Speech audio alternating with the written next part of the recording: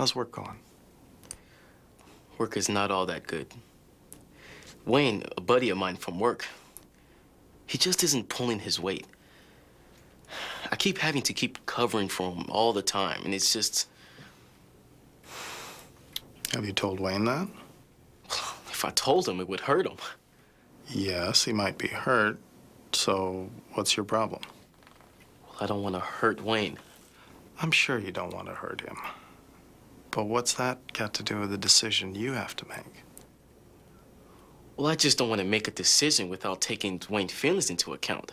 That's cruel. I agree with you that would be cruel. But when are you going to tell Wayne that you have to keep covering for him? You just said that if I told him, it would hurt him and that it would be cruel. No, I didn't.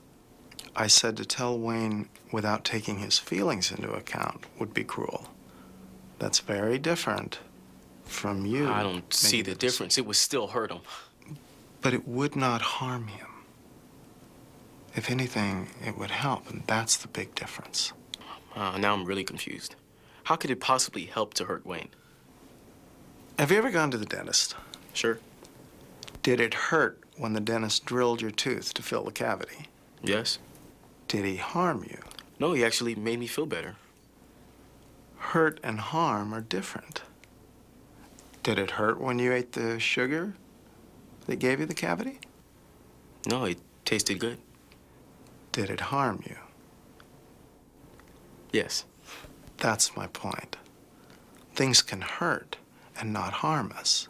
In fact, they can be very good for us. And things that feel good may harm us and be very bad for us.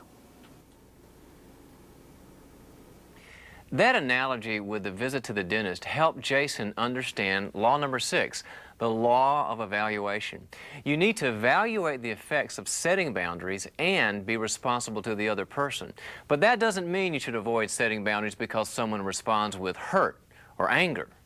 To have boundaries is to live a purposeful life. Jesus uses the term narrow gate. It's always easier to go through the broad gate of destruction and continue to not set boundaries where we need to. But the result is always the same: destruction. Only the honest, purposeful life, defined and supported by clearly established boundaries, leads to good fruit. We need to evaluate the pain caused by our making choices and setting boundaries and empathize with it. Obviously, sometimes we cause pain by making choices others don't like. We also cause pain by confronting people when they're wrong. But if we do not share our anger with another, bitterness and hatred can set in. We need to be honest with one another about how we're hurt. As iron sharpens iron, we need confrontation and truth from others to grow. No one likes to hear negative things about him or herself, but in the long run, hearing those things may be good for us. The Bible says if we are wise, we will learn from such confrontations. Admonition from a friend, as well as admonition given to a friend, while it can hurt, can also help. And that is law number 6. We need to evaluate the painful effects caused by setting boundaries and by the confrontations that come with enforcing those boundaries, and we need to see how that hurt is helpful. Law number 7 is the law of proactivity.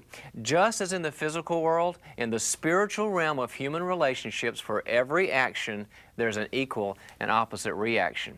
After years of compliance, for example, a person's pent-up rage may explode, and reaction phases like that might be necessary just for the establishment of boundaries, but they are not sufficient.